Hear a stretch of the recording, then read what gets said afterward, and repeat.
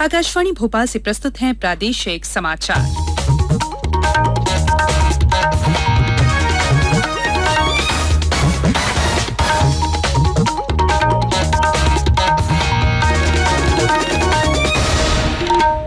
नमस्कार, समाचारों के साथ मैं संयुक्ता बैनर्जी। पहले मुख्य समाचार। राज्यसभा की 3 सीटों में से 2 पर भाजपा और 1 पर कांग्रेस का कब्जा। प्रधानमंत्री कल प्रवासी मजदूरों और ग्रामीणों की आजीविका के लिए गरीब कल्याण योजना की करेंगे शुरुआत। राज्य के 24 जिले शामिल। प्रदेश में कोरोना से रिकवरी दर 78% हुई। अब तक करीब 9,000 लोग हुए स्वस्थ। और राजकीय सम्मान के साथ शहीद दीपक सिंह का रीवा के फरेंदा में किया गया अंतिम संस्कार। अब समाचार विस्तार से। राज्यसभा की 3 सीटों के नतीजे घोषित कर दिए गए हैं। भाजपा ने 2 सीटों पर जीत हासिल की है। पार्टी की ओर से ज्योतिरादित्य सिंधिया और सुमेर सिंह सोलंकी ने विजय प्राप्त की। वहीं कांग्रेस को 1 सीट से संतोष करना पड़ा। उसकी तरफ से पूर्व मुख्यमंत्री दिग्विजय सिंह उच्च सदन के लिए निर्वाचित हुए। इससे पहले आज सुबह हुए मतदान में 206 विधायकों ने मताधिकार का प्रयोग किया।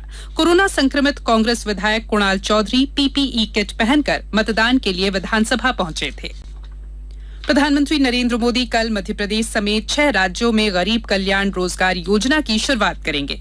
इस योजना का उद्देश्य अपने अपने राज्यों को लौटे प्रवासी मजदूरों और ग्रामीणों को जीवन यापन के अवसर उपलब्ध कराना है। 125 दिनों तक चलने वाले इस अभियान को मिशन मोड पर कार्यान्वित किया जाएगा। इसके अंतर्गत प्रवासी मजदूरों और ग्रामीणों को 25 विभिन्न तरह के रोजगार उपलब्ध कराए जाएंगे। इस अभियान से 50,000 करोड़ रुपए मूल्य के संसाधनों का निर्माण होगा। यह अभियान 6 राज्यों बिहार, उत्तर प्रदेश, मध्य प्रदेश, राजस्थान, झारखंड, ओडिशा के उन 116 जिलों में लागू किया जाएगा जहां 25,000 से अधिक प्रवासी मजदूर लौटे हैं। इसमें प्रदेश के बालाघाट, झाबुआ, टीकमगढ़, छतरपुर, रीवा, सतना, सागर, पन्ना, भिंड, अलीराजपुर, बैतूल, खंडवा, शहडोल, धार, डिंडौरी, कटनी, छिंदवाड़ा, सिवनी, मंडला, खरगोन, शिवपुरी, बड़वानी, सीधी और सिंगरौली जिले शामिल हैं। चीन सीमा पर शहीद हुए रीवा जिले के जवान दीपक सिंह का अंतिम संस्कार राजकीय सम्मान के साथ आज उनके पैतृक गांव फरेंदा में किया गया। मुख्यमंत्री शिवराज सिंह चौहान भी इस दौरान मौजूद रहे। परिजनों को सांत्वना देते हुए श्री चौहान ने कहा कि दीपक जैसे भारत के सपूत के रहते भारत को कोई आंख उठाकर नहीं देख सकता। राज्य सरकार की ओर से शहीद के परिवार को 1 करोड़ रुपए की सम्मान निधि, पक्का मकान या प्लॉट तथा उनकी धर्मपत्नी को सरकारी नौकरी दी जाएगी। इस अवसर पर मुख्यमंत्री श्री चौहान ने कहा कि शहीद स्वर्गीय दीपक सिंह के ग्राम के मार्ग का नामकरण उनके नाम से किया जाएगा।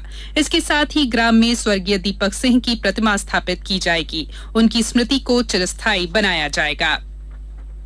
प्रधानमंत्री नरेंद्र मोदी ने लोगों से कहा है कि रविवार को 6वां अंतर्राष्ट्रीय योग दिवस परस्पर सुरक्षित दूरी के मापदंडों का पालन करते हुए घर पर अपने परिवार के साथ ही मनाएं।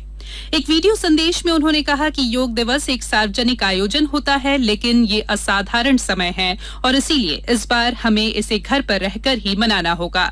श्री मोदी ने कहा कि इस वर्ष के योग दिवस का विषय है घर पर योग और परिवार के साथ योग। श्री मोदी ने कहा कि कोरोना से उबरने के बाद इस बात पर अधिक ध्यान देने की जरूरत होगी कि रोगों से कैसे बचा जाए। उन्होंने विश्वास व्यक्त किया कि इससे योग को लोकप्रिय बनाने में मदद मिलेगी।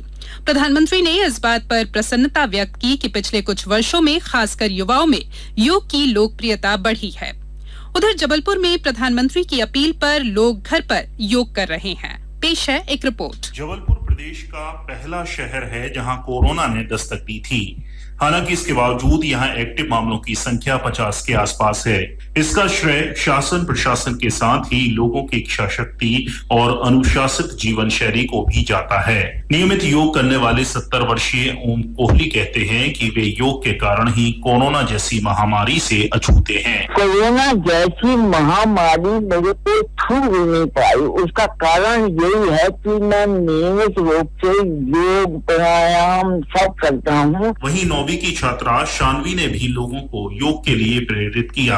योग एक ऐसा विज्ञान है जिससे दिमाग तथा शरीर दोनों ही स्वस्थ रहते हैं। हमारे स्कूल में भी योगाभ्यास करवाया जाता है।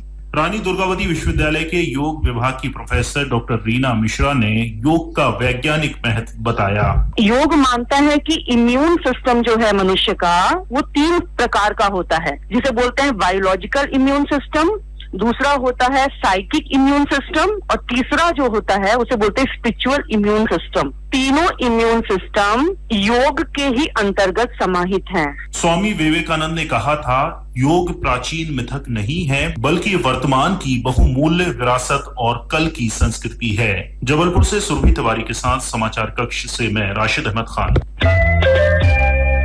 ये समाचार आप आकाशवाणी भोपाल से सुन रहे हैं। हमारे समाचारों को अब आप कभी भी और कहीं भी अपनी सुविधा के अनुसार सुन सकते हैं। ये समाचार बुलेटिन यूट्यूब, ट्विटर और फेसबुक पर AIR न्यूज भोपाल पेज पर सुने जा सकते हैं। इसके अलावा आप हमारी वेबसाइट newsonair.com पर या AIR न्यूज ऐप पर भी समाचार सुन सकते हैं। ब्रेक के बाद समाचारों में एक बार फिर आपका स्वागत है। प्रदेश में कोरोना संक्रमित लोगों की संख्या 11,500 तक पहुंच गई है। हालांकि इनमें से करीब 8,900 लोग स्वस्थ होकर घर लौट चुके हैं। स्वास्थ्य मंत्री नरोत्तम मिश्रा ने कहा है कि राज्य में कोविड-19 से रिकवरी दर 78% हो गई है। राजधानी भोपाल में आज 40 लोगों ने कोविड-19 को शिकस्त दी। इनमें से 4 हमीदिया अस्पताल और 36 चिरायू अस्पताल से घर रवाना हुए। उधर नीमच के कोविड केयर सेंटर से 9 लोगों को स्वस्थ होने पर डिस्चार्ज किया गया। कटनी में 3 संक्रमित व्यक्ति स्वस्थ हो चुके हैं। बालाघाट से हमारे संवाददाता ने बताया है कि 4 मरीजों के स्वस्थ होने के बाद उन्हें डिस्चार्ज कर दिया गया। अब जिले में महज 4 सक्रिय प्रकरण बचे हुए हैं। धार जिले में भी 5 मरीजों को आज छुट्टी दी गई। जिले में कुल 143 में से 130 लोग ठीक हो चुके हैं। उधर देवास में आज सुबह 3 नए मरीजों का पता चला, जिससे संक्रमितों का आंकड़ा बढ़कर 184 हो गया है। सिवनी में एक और कोरोना संक्रमित मिला है। कलेक्टर डॉक्टर राहुल हरिदास फटिंग ने बताया है कि ये युवक पिछले दिनों नोएडा से लौटा था। वहीं खंडवा में भी एक व्यक्ति की रिपोर्ट पॉजिटिव आई है, जिससे संक्रमितों की संख्या 284 हो गई है। इनमें से 255 लोग स्वस्थ हो चुके हैं। जबलपुर में भी आज 3 नए संक्रमितों के मिलने से कुल संख्या 330 हो गई है। इनमें से 259 लोग स्वस्थ हो चुके हैं। रतलाम में अब कोरोना के मरीज मेडिकल कॉलेज से परिजनों से फोन पर चर्चा कर सकेंगे। कलेक्टर ने इसकी व्यवस्था के निर्देश दिए हैं। जिले में 8 लोगों के कोविड-19 से उबरने पर उन्हें छुट्टी दी गई। उमरिया जिले में कोरोना संक्रमण से बचाव के लिए आयुष विभाग द्वारा 53,000 से ज्यादा त्रिकुटू काढ़े के पैकेट वितरित किए गए। होशंगाबाद जिले के हिल स्टेशन पचमढ़ी के बाद सतपुरा राष्ट्रीय उद्यान के अंतर्गत आने वाले पर्यटन केंद्र मढ़ई को कल खोल दिया गया है। पेश है एक रिपोर्ट। यहाँ पहले दिन 12 पर्यटक पहुँचे। सुबह की पाली में 4 और शाम को 8 पर्यटकों ने मढ़ई की प्राकृतिक संपदा और वन्य प्राणियों को नजदीक से देखा। इसके पहले मढ़ई पर्यटक केंद्र में पर्यटकों की थर्मल स्क्रीनिंग करने के बाद उन्हें एक ही सैनिटाइज वाहन में सफारी कराई गई। हिल स्टेशन पचमढ़ी में ही रोजाना लगभग 1000 से अधिक सैलानी पहुँच रहे हैं। यहाँ अभी होटलों में बुकिंग बहुत कम है। हालांकि सैलानियों के पहुँचने से यहाँ के रहवासियों को रोजगार मिलने लगा है। होशंगाबाद से मैं तनुज तिवारी।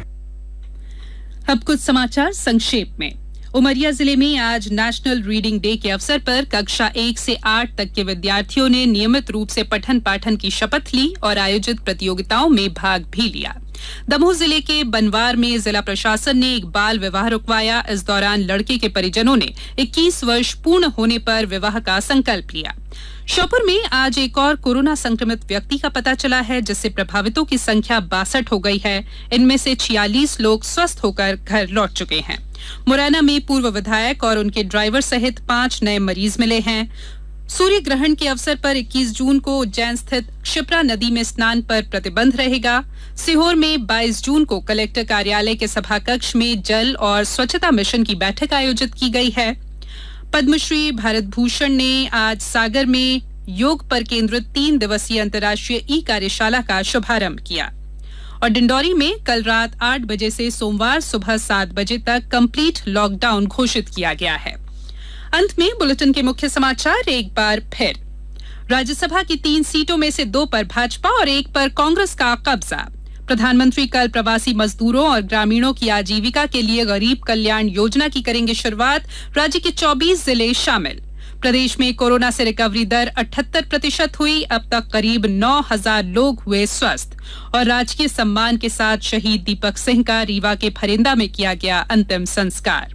इस बुलेटिन में इतना ही। घर में रहिए, सुरक्षित रहिए और सुनते रहिए आकाशवाणी। नमस्कार।